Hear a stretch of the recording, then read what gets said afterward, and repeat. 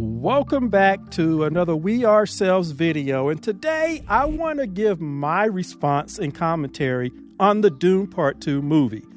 This isn't a review. I'll probably do a separate review for the movie, but this will contain a lot of specific ideas, so warning, there will be spoilers. But what I want to talk about today is this attempt by a lot of people to try to say that this was not a white savior movie. And I totally disagree with that. Because when it comes to that type of narrative in Hollywood, Dune is probably one of the OG white savior stories. And we'll get into that in this video. Like I said, there will be spoilers, so please go and see the movie. It just came out.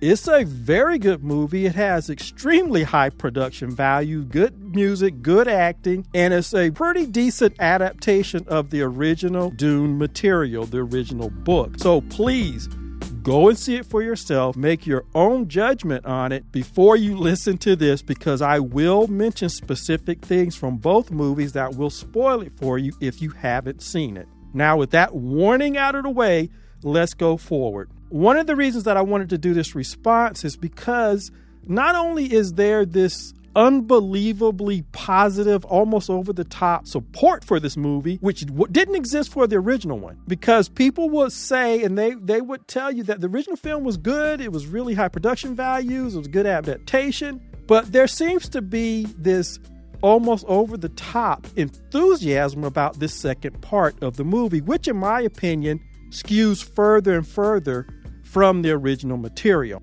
But one of the things that really got to me was all of these people that are going out of their way, white and non-white, to say that this is not a white savior movie because Paul's heart was in the right place. He was reticent.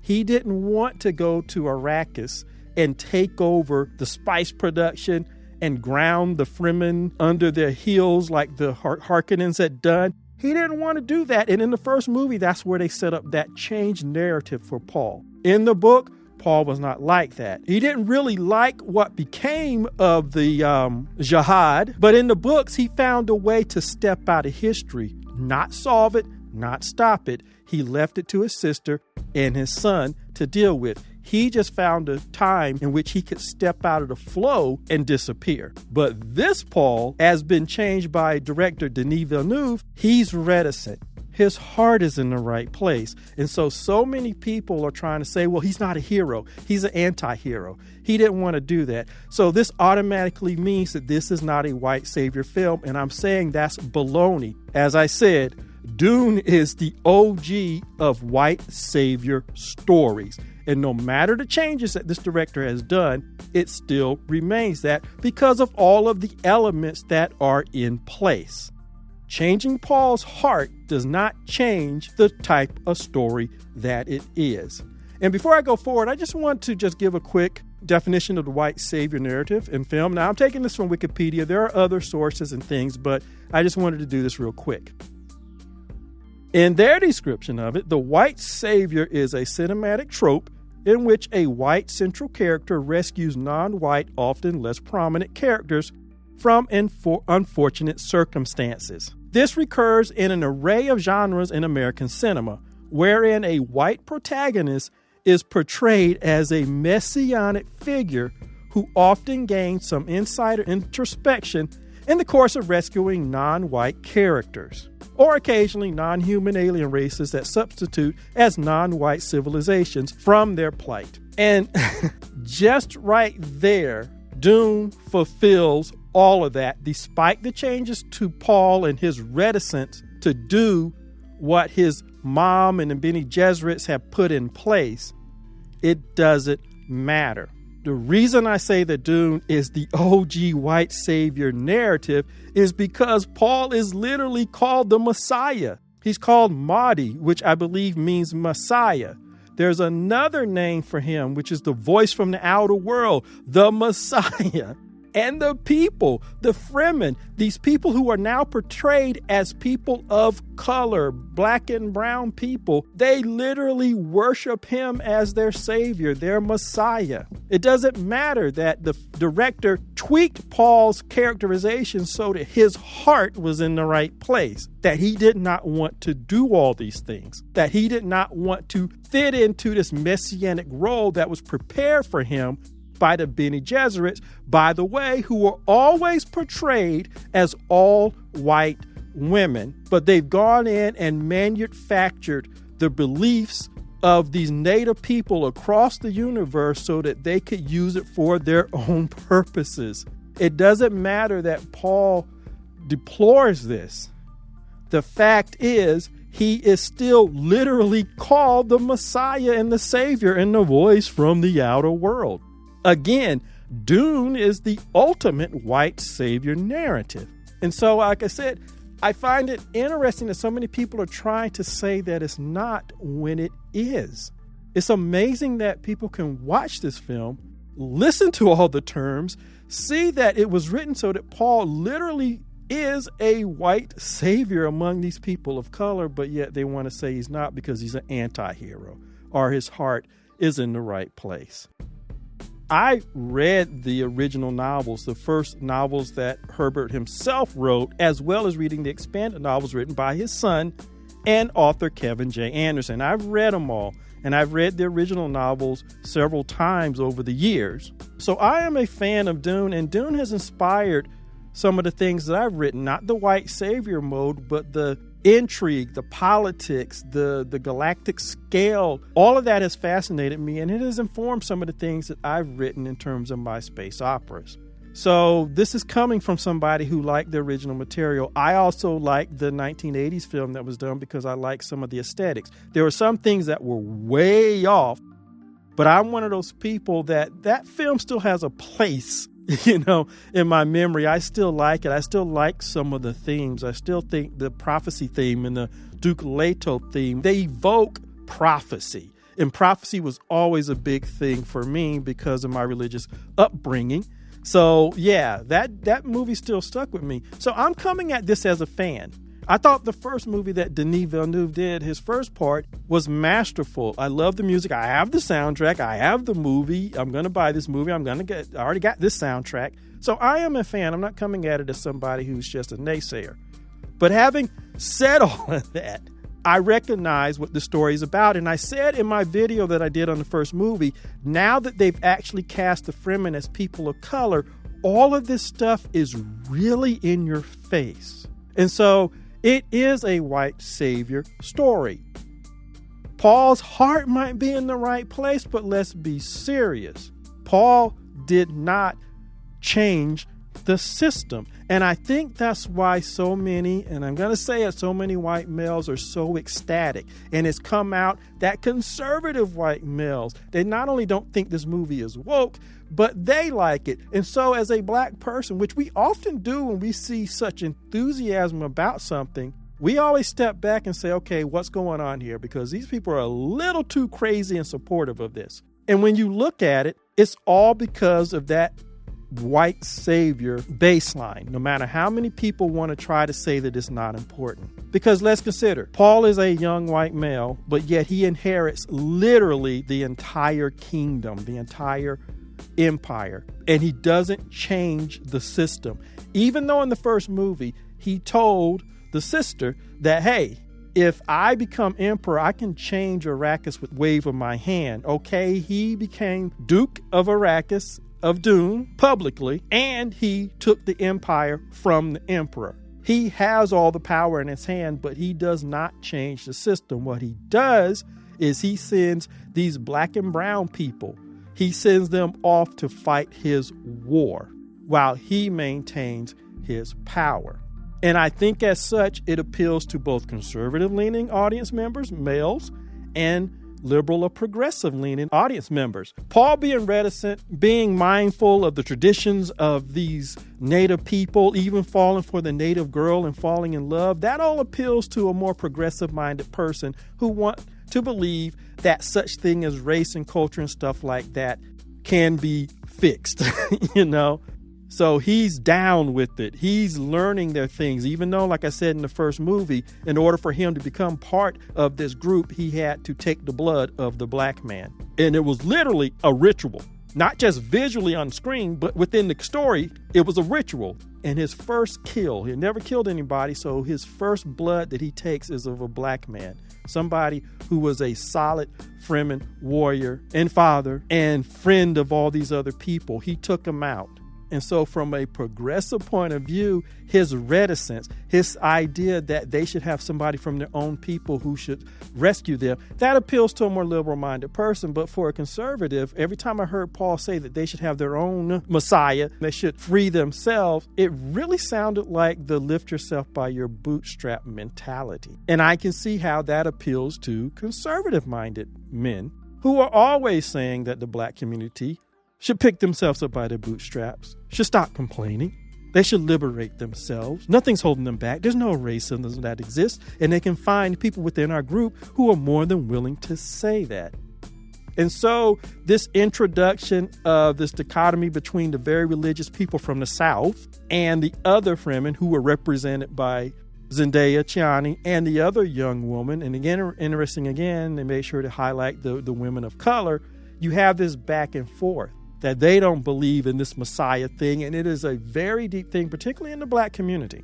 I know we always want to focus in on the oil analogy and Islam and stuff like that, but we're totally ignoring the parallels to the black experience, not only in America, but worldwide. But when it comes to us, one of the things that we always have to deal with, particularly for anybody who legitimately awakens, not the misuse of the word that people outside of our community have persisted in doing.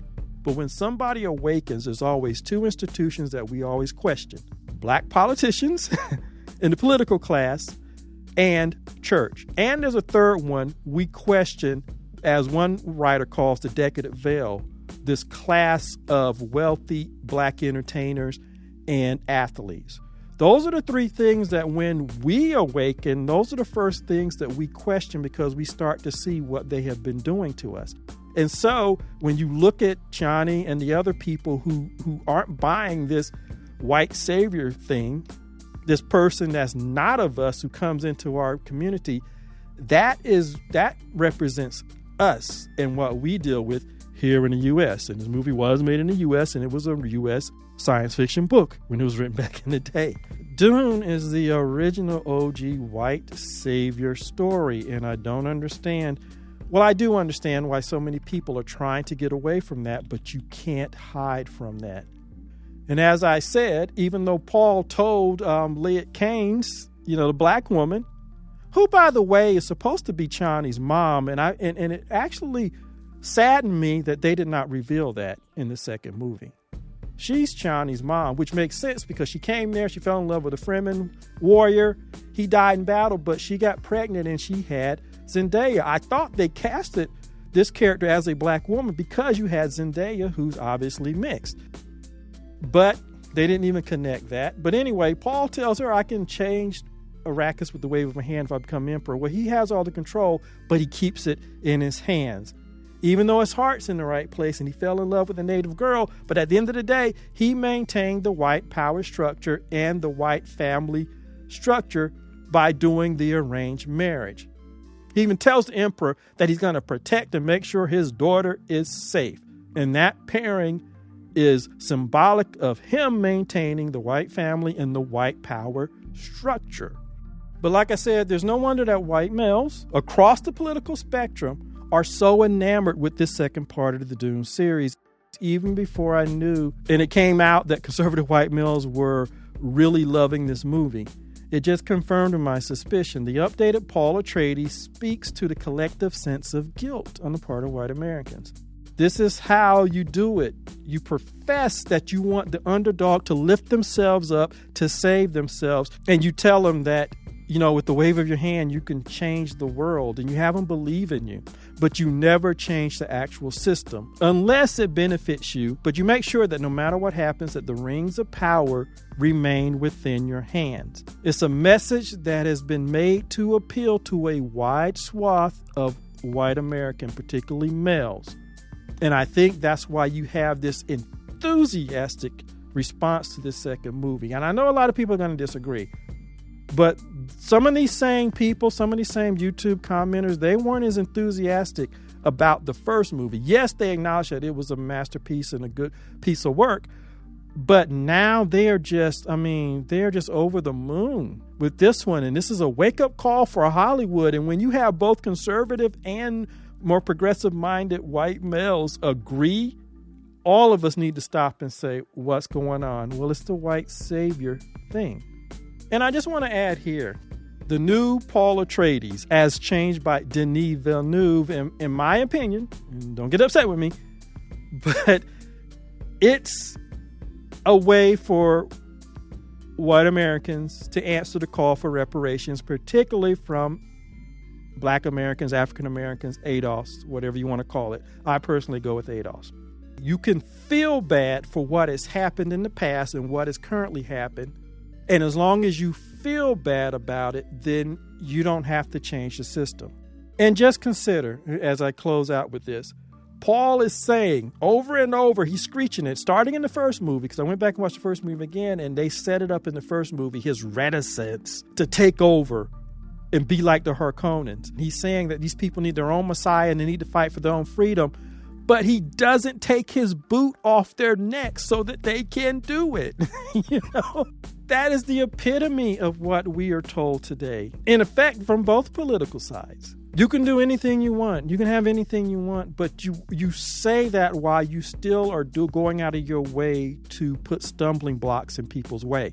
Paul is saying that to these people. He's saying that to his mom. It sounds good to a white audience, but in reality, he hasn't done a damn thing to take their boot off the Fremen's neck. So how the hell are they going to have their own Messiah if you're not going to move yourself out of the way?